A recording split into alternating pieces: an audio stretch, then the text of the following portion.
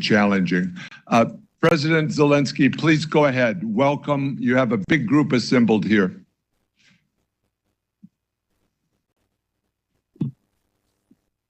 Thank you very much, President Malbas. Thank you. Thank you for your support. Thank you very much. Managing Director, dear Kristalina, the Vice President Dombrovskis, and all of us now are waiting for our Prime Minister. And dear ministers, secretaries, and heads of international financial institutions, thank you again. Thank you all for this meeting, for your work in this format. Ukraine is currently living through a storm of emotions. Yesterday, a video of the brutal murder of our soldier by the occupiers was shared by Russian sources. They are there in this video, are proud with their ability to kill. You have probably all seen it on the news, and you know that Russian army tries to make this level of violence and atrocities a routine everywhere on Ukrainian soil. Every time when they do something like this, one gets shocked, like for the first time, and death brought by Russia must not become a usual routine. The long story of Russian impunity must finally stop. And I thank everyone in the world and all of you who help Ukraine to survive. But every day we'll lose our people, men and women, adults and children who die at the hands of Russia. Please, would you please, I ask you now to honor with a minute of silence the memory of the Ukrainian soldier whose death the world saw yesterday, and the memory of all of our people whose lives were taken away by the Russian invasion. Please.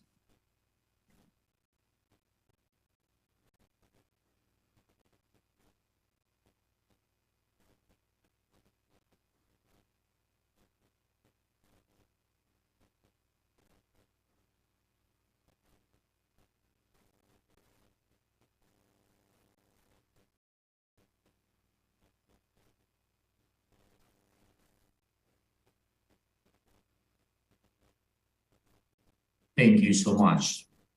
Yes, thank you. Very important for all of us. Dear participants of this meeting, Ukraine will prevail in this war. It is only a matter of time when Russian aggression is defeated, but the evil state should not have any chance to win with ruins. What is always the goal of a terrorist? To break life. If not to kill, then damage. If not to destroy, then to make suffer. Any aggressor who hates life, whether he acts at a state like Russia or within a terrorist group or a single degraded individual, any aggressor always enjoys when he destroys and when the ruins have to be repaired for decades. Thousands and thousands of facilities in Ukraine have been ruined thanks to the partners. Most of the expenses for maintaining a normal life have been secured for this year. But the basic needs for reconstruction remain open. It's housing, energy, transport, social and humanitarian sphere, public services. Recently, I visited the frontline regions and the regions of our country bordering Russia. It is so painful to see cities destroyed by terror, villages burned, and fields dead because they are mined. That's why supporting fast recovery is a part of counter-terrorism work. By rebuilding what has been ruined, we defeat the main goal of terror. We restore their normal life. The second point, the essence of the evil state. For the first time in history, the world has such a vast opportunity to charge the aggressor with compensation for damages. The one who is guilty of the unprovoked and illegal war.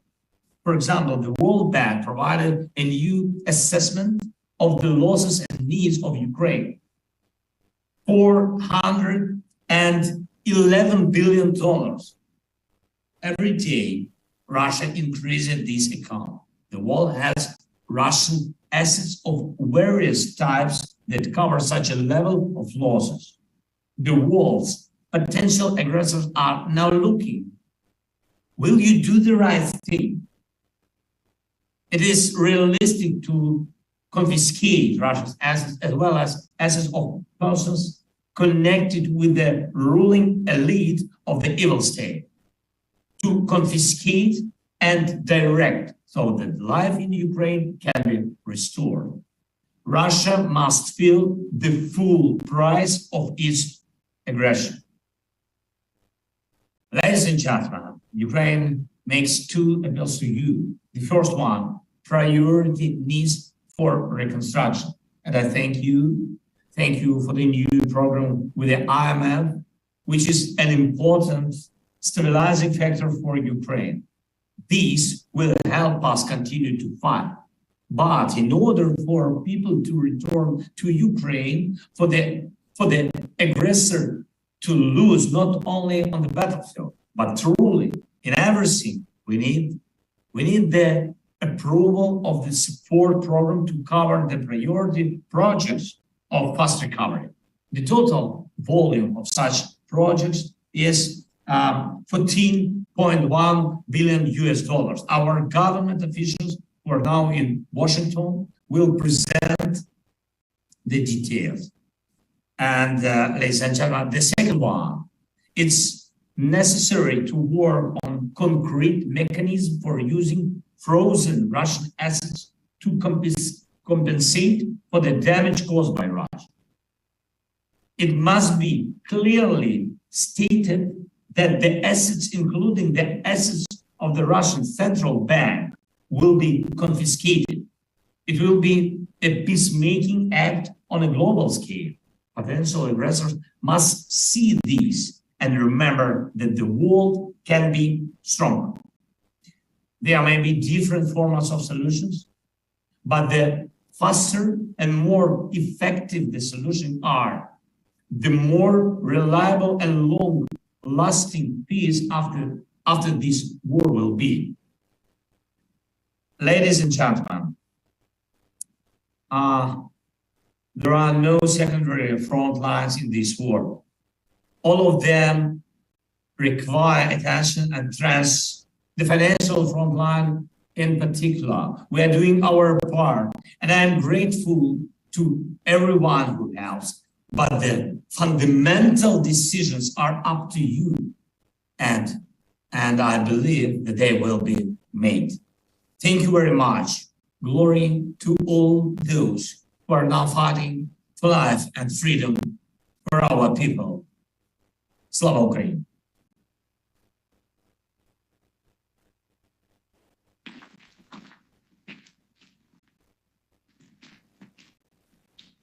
Thank you very much, President Zelensky, and to Prime Minister Shmyhal and Minister Marchenko.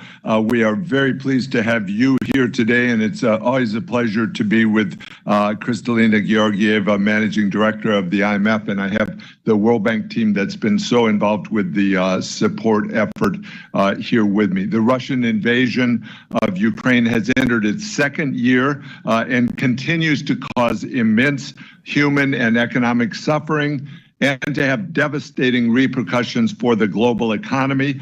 As the president mentioned, the damage assessment that we've done shows $411 billion over the next 10 years of needs. It's important that we focus on what Ukraine needs now. We estimate that for 2023, it is facing an additional funding gap of $11 billion for critical economic and capital expenditures. To date, the World Bank has mobilized over $23 billion for Ukraine in emergency financing, of which $20 billion has been dispersed.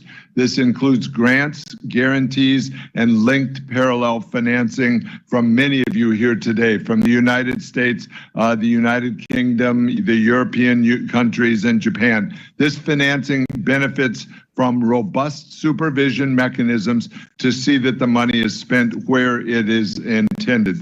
Some donor funds are being channeled through the Ukraine Relief, Recovery, Reconstruction, and Reform Trust Fund. That's a facility established to mobilize additional support. Through IFC, our private sector arm, we have dispersed about $150 million to the private sector of Ukraine with support from donor partners throughout Europe.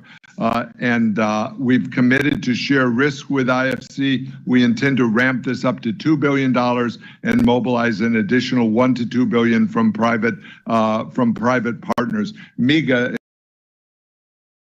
has issued more than $116 million in guarantees to Ukraine since the war began. It's critical to support the country's long-term growth through projects, interventions in sectors such as energy, infrastructure, transport, agriculture, and human capital. Our investments will be accompanied by advice on policies and reforms and structuring viable projects which can mobilize private capital to help Ukraine on its path to a sustainable future. So President Zelensky, our resolve to support you and the brave people of Ukraine remains unwavering. I now turn to Prime Minister Shmyhal. Prime Minister, welcome.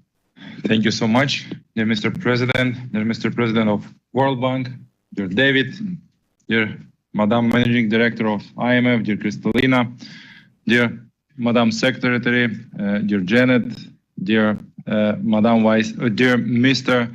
Vice President of European Commission, dear Valdis, dear friends from IMF team, distinguished Vice Prime Ministers, Ministers, CEO, Presidents, Vice Presidents, dear friends, colleagues, dear partners.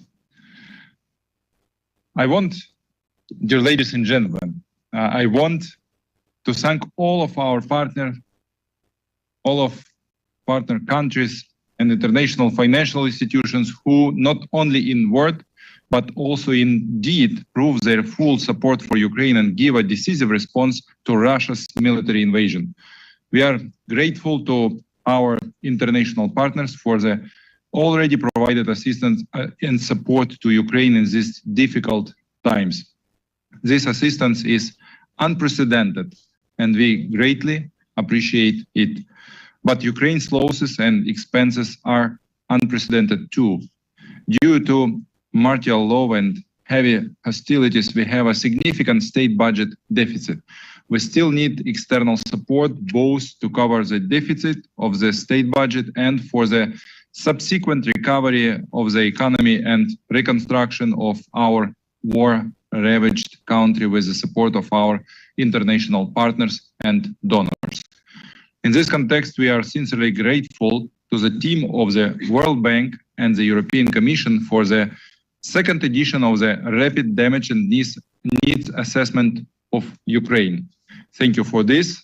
According to the second report, Ukraine's long-term needs for the reconstruction and restoration of the consequences of the first year of the war are estimated at US dollars 411 billion, as Mr. President said. Ukraine needs to attract urgently donor aid in the amount of 14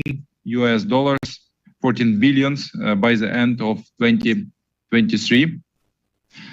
If international partners support the initiative of the World Bank, the European Commission and the UN and are able to allocate these funds in a timely manner by the end of June 2023. In this context, I'm glad to note the fateful decision of the International Monetary Fund for Ukraine to approval on the 31st of March 2023 on a new 4-year extended financing program, EFF, for our country with a total amount of $15.6 billion US. Thank you for this. And I also thanks to G7 countries who support long-term program of support Ukraine in amount $115 billion for the next years. It's a crucially important for my country in sense of macroeconomical stability and in sense of signal to Russian Federation that our partners are with us as long as it needed, and this proved this. Dear friends and partners, I would also like to note that we hope for your government's support of the multilateral trust fund mechanism created by the World Bank, Ukraine Relief, Recovery, Reconstruction and Reform Trust Fund, URTF, within the frameworks of the fund restoration projects in the fields of transport infrastructure, relief projects, electrical energy repower project, and healthcare Heal Ukraine project. Which are already being implemented. Thank you for this, and thanks all partners who support these projects. Special gratitude to the United States of America, which during the year of the war has already provided Ukraine with grant support in the amount of more than 15.5 billion and will provide another 7.4 billion by the end of 2023 to support the activities of the government and socially vulnerable sections of the population. Peace project, so named Peace Project, thank you, it also is very effective. We understand the interest of development partners in receiving detailed information on the directions and effectiveness of the use of funds directed to providing assistance to Ukraine. We are completely open and transparent in matters of financial support, provide all requested information to the World Bank and to the US administration, to IMF, and we are ready to provide even more detailed information. Our Ministry of Finances is working on the daily basis, sending all needed reports. The restoration of Ukraine will become one of the largest investment projects in the history of Europe, but we now should pay the crucial attention to the rapid needs and recovery. I mean 14.1 billion, which is estimated by the World Bank. And this is the #1 priority for my country, to bring people minimal level of social and humanitarian services. Part of this money we have in our budget, but part we have from United States and European Union. We are grateful for this, but the rest, it's more than half of this amount.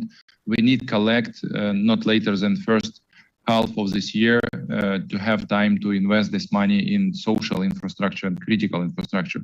We hope that thanks to the continued support of our international partners, and we will ensure the reconstruction of our country and the restoration of the national economy in a short period of time. And sincerely thank all governments and all countries that help Ukraine and Ukrainians, all the financial organizations, World Bank, IMF, all of our partners. We hope for our further fruitful cooperation. Together we will win, no doubt. Thank you for your attention, and thank you for your support, crucial support. Thank you so much. Thanks.